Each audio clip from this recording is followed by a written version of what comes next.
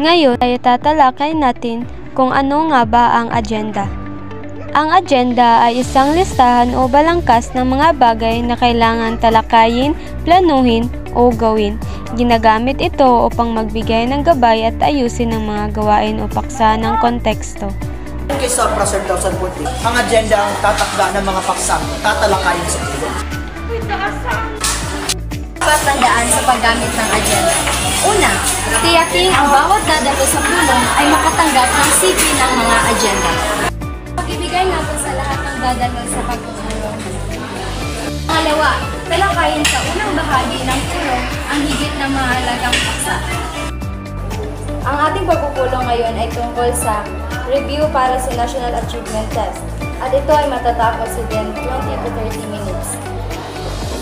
Pangatlo, manatili sa schedule ng agenda ngunit maging flexible kung kinakailangan. At yun lang ang masasabi ko. Maraming salamat. Pang-apat, magsimula at magbukas sa itinakdang oras na nakalagay sa schedule ng agenda. Mukhang oras na. Maraming salamat sa pagdalo. Maraming salamat din po. Panglima, ihanda ang mga kakailanganing dokumento kasama ng agenda. Huwag sa pagsulat ng agenda. Una, magpadala ng memo na maaaring nakasulat sa papel.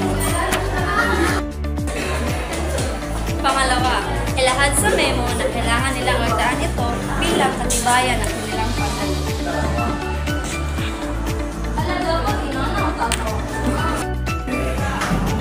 Pangatlo, gumawa ng balangkas mula ang paksang tatalakayin kapag natikom na ang